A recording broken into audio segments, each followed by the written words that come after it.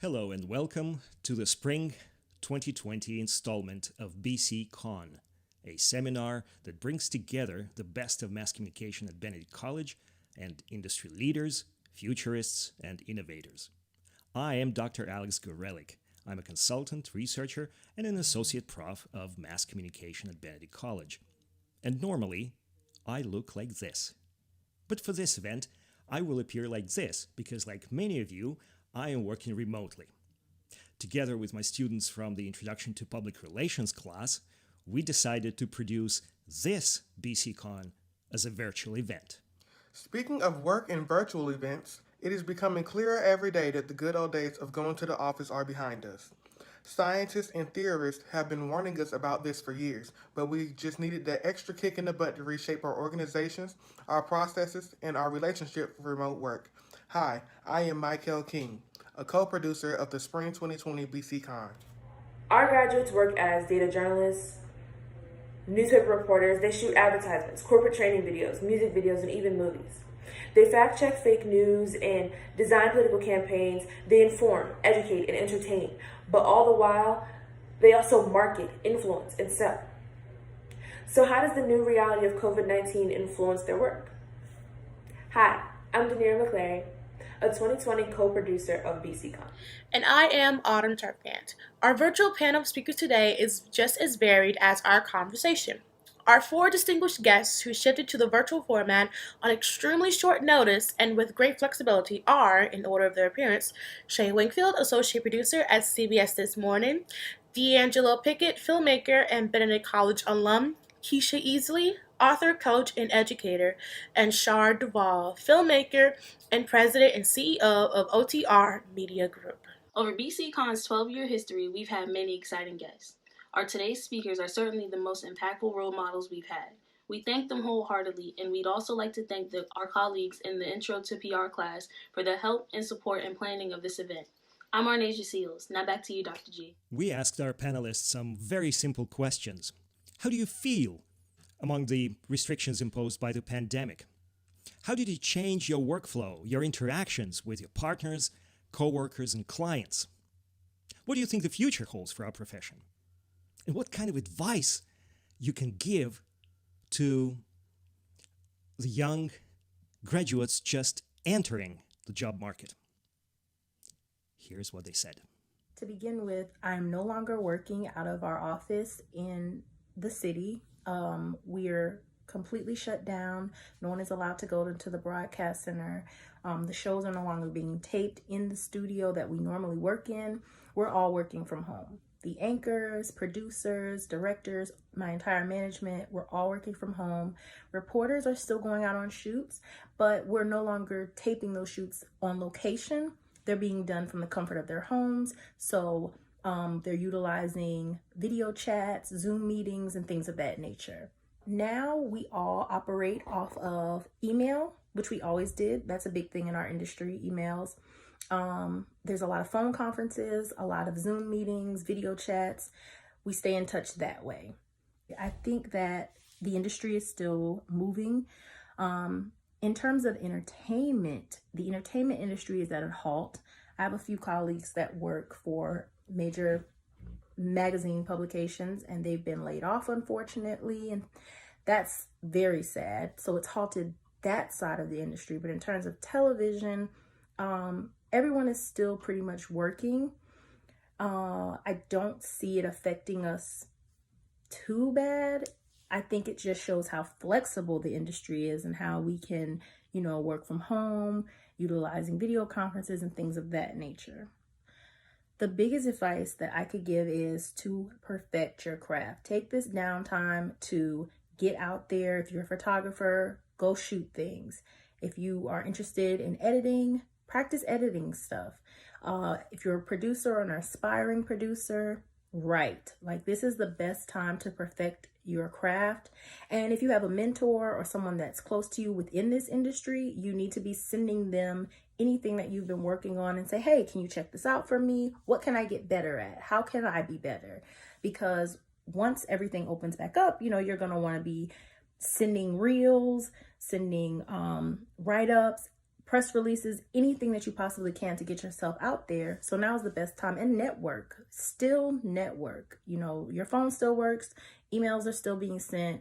People are home now. So this is the best time to try to connect with people and get your work seen. This is the best time. So network and, you know, just perfect your craft. That's the biggest advice I could give right now. I'm the resident director for Hope for Haven House. We run a transitional home, and I take care of veterans. I take care of disabled individuals. I go inside of county jails and I do intake. I interview certain inmates that may approve for our program, and we take them in and I take care of them. Being that I'm the resident director and I have a mass communication degree, I exercise my mass communication ways by managing the app for this company. I manage the social media for the company. I manage majority all the digital. I manage all the digital stuff for this company. Okay, so with that being said, you definitely want to practice the right skills if you want to be in this field. I'm very social media savvy, so that's why they have me handling the social media, the Twitter, the website, and the app and stuff like that to keep up with different profiles, to take pictures of the residents if we're out, just that type of stuff that a company needs to make their company look as if that it's up to par. You know, everybody needs somebody that's social media savvy for their business, especially in today's time that we live in. Social media is rapidly growing day after day after day. Now, how has COVID-19 changed the way I communicate with my customers and clients? I'm no longer meeting people face to face. Now, I don't know about how it would affect us in the future, but what I am going to say this, it's definitely going to slow down, you know, a lot of different, it's definitely going to slow down the market a little bit. You know, as far as mass media, or as far as the mass media world, to the students, I'm telling y'all in the right profession, especially with this going on. Our whole field is on the internet. So if you're a mass communication major, you will somewhat be affected by this, but at the same time, this gives you the time to basically be creative. You know what I'm saying? Do different stuff that you have never done. Try to make different content that you have never made before. Do different photo shoots. Try to do podcasts. This is a time for mass communication students to actually go full throttle and try to learn as much about themselves as possible. This is the time to learn about yourself. If you're in the mass media world, this is the time to take advantage of what you say that you're good at and try to put it into good use, because somebody's going to see it, because we can't go nowhere. We all trapped in. So this is the time for you to be creative, be as creative as you can. So behind me, I have a banner. This is my banner. All right. I have my own entertainment company on the side. That's what I do when I'm not handling patients or taking care of veterans. I do entertainment. I do radio, hostings, and promotions. So this is my banner, right? With my logo on it. All right. Being that I have a banner, I'm doing a video, you guys are watching it, I'm somewhat practicing mass communication right now, because I'm communicating my company through the camera. You see my banner in the background. To me, that is an example of mass communication, and it's an example of branding. I'm branding right now, and I'm communicating my company to a wide range of people, especially if they're going to be watching this video. What ignited my passion for this career choice is, I don't know, man. It's hard to say. I love everything about mass communications. I love everything about journalism. I love everything about advertising. You know, I love social media from time to time when it's not being corny or whatever. You know, I love everything about mass communication, from the radio, from the television, from top to bottom. You know, so I guess what ignited my passion for mass communication, for the field that I'm in today, is basically caring for the people, man. I care for the people. I care about, you know, what my peers are doing. I care if my peers are having a good time on campus. That's why I throw parties. You know, I care about, what people are listening to. That's why I do radio, It's just, it's just a small things that I just look at that I'm very detailed on that kind of just, put that fire under my feet when it comes down to the mass communication. So, my advice to my peers, to my young Benedict College students is, find something in this field that makes you feel at home. Start branding yourself. Get out there, create a YouTube channel, do a podcast, just create a prototype magazine. Just do something that's basically enhancing your skills in this profession, because there's always somebody, doing exactly what you're doing, and they may be doing it even better. So I definitely advise you guys to start being creative and be creative now. Now it's time to be creative. Hello everyone, I'm Keisha Easley. I am an author and a speaker, and I'm also a Christian health coach. So before COVID-19, I worked with my clients remotely before. So not much has changed in that respect. We did Zoom calls, we did video calls, and I also interacted with them through text messaging and just through phone calls. Even my clients who I worked with locally. So it didn't change that, but what it has changed is potential clients who are now more open to working with me remotely because we have to at this point. So as far as the change, it's been more advantageous to me. It's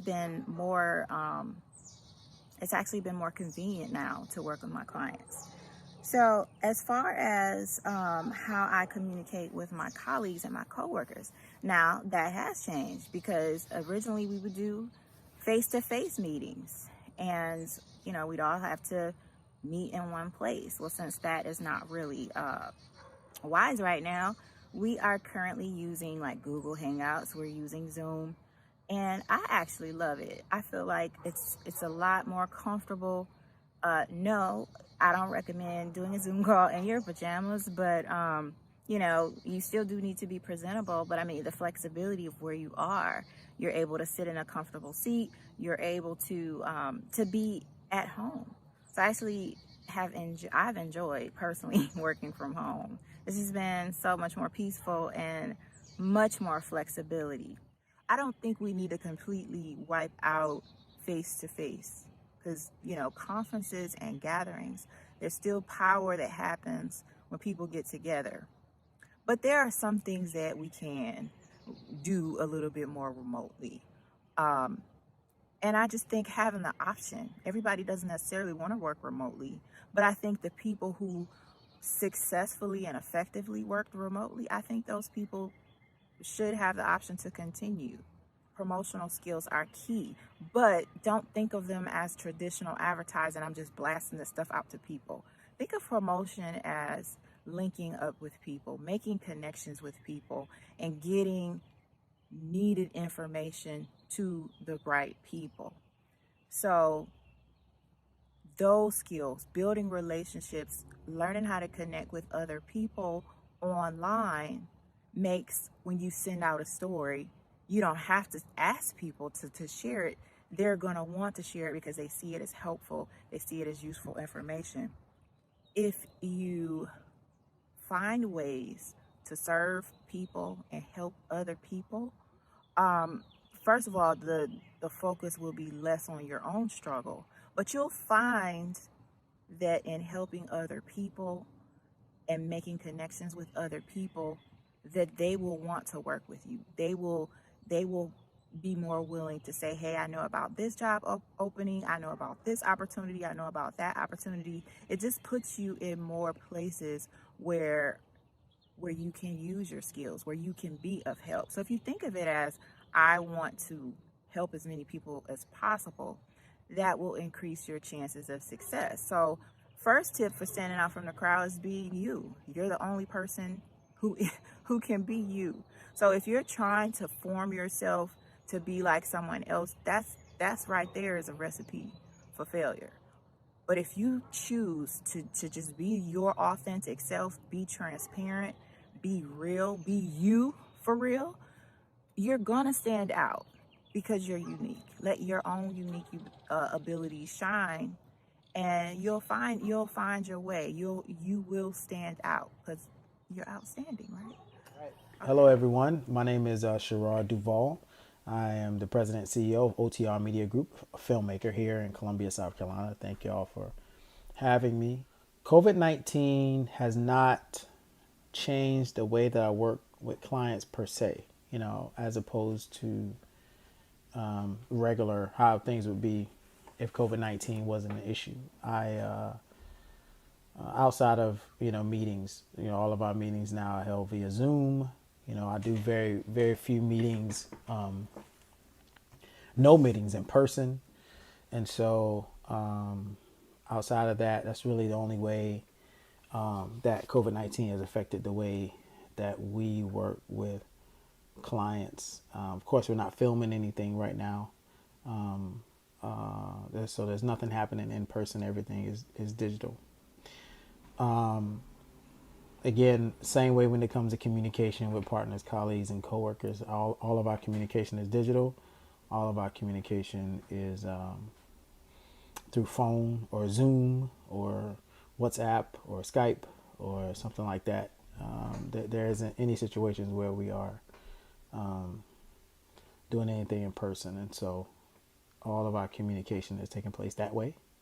I feel like we're going to do more Zoom meetings after this is all over. I think a lot of people realize that in-person meetings aren't needed as much. College students who feel their academic career is now at a standstill. It's not. The world has not stopped moving, so don't operate as if the world has stopped moving. Sure, things have been changed. If you were about to graduate, you're obviously not going to walk. If you were going to have family gatherings and meetings, that's not going to happen. But that doesn't mean it's the end of your career or it's at a standstill. The world is not at a standstill, clearly. People are still making money. Commerce is still happening. Music is still dropping. Films are still coming out. So don't think for a second that you have to put anything on a standstill. You just have to change the way you operate right now. To me, right now is an opportunity for the thinkers and the doers. And it's almost like I think obstacles are gold rush opportunities. How are people creating new ways to create in times like this? So I look at it as an opportunity to figure out a new way to do things as opposed to looking at it from I can't do it the way I was going to do it before, so how am I going to do it now kind of standpoint. So no, I don't think your career is at a standstill, and to stay active in the field, I tell you to keep doing what you're doing. Obviously you can't film, right? So if you're a filmmaker, you can't go out and film people. What are some other ways you can create? What are some things you can learn during this time? Are you taking time to, train yourself when it comes to editing or shooting during this time? Training yourself on your camera and aperture and different frame rates. You could do that right now, and editing little small personal videos that you do. Taking courses online is a good time to be able to do that. There's so many different things you can do outside of the norm, and learning, honing your craft, exercising your craft. So when you do get back to, when things do get back to some sense of normalcy, you've added to your repertoire as opposed to still being in the same place that you are. So I think that's what I would do. So I would encourage college students to do the same thing. And finally, what ignited the passion for my career choice was filmmaking. It was something I wanted to do ever since I was a child. Ever since I was a little kid, I wanted to get into making films. I thought it was something that you had to go to Hollywood or something like that to do. But just storytelling and making movies ever since I was a kid was something that always fascinated with me. And that ignited the passion for my career choice. I tell people this all the time. You knew what you want to do for the rest of your life when you were 8 years old. So whatever it was at 8 or 10 that made you go crazy and you love to the max, you're going to love that when you're 22 or when you're 42. And for me, it was film. It brought me joy. Telling stories brought me joy. and it brings me joy now. And so follow that childlike passion that you have, and do what brings you joy, because you'll spend time doing it, you'll make money doing it, and you'll be happy doing it, as opposed to doing something just for money, or just just because. So yeah. I want to give a big shout out to Benedict College. I love you all. The media department there, Dr. Gorelick and everyone over there. I love y'all to the max. Anytime I can support Benedict, you all know that I will. And to all the students, just keep your head up, stay focused, and take time to learn during this downtime, and then come back better than ever. That's what I believe that's what we should be doing and where we should be focused on. There you have it. 4 insights from 4 very different individuals, different professional focus, different background, almost different industries, you could say. But one, I thought, one thing that they had in common was the message of positivity and the insistence upon making yourself professionally better, using this situation brought about by COVID-19 as an opportunity to grow as a professional, to train, to hone your craft, hone your skills, to increase your knowledge, and to make sure that this becomes a learning opportunity, a road to professional excellence rather than the road to defeat. I'm Dr. Alex Gorelick. Thank you for watching, and please join us in our next installment of BCCon in the fall 2020.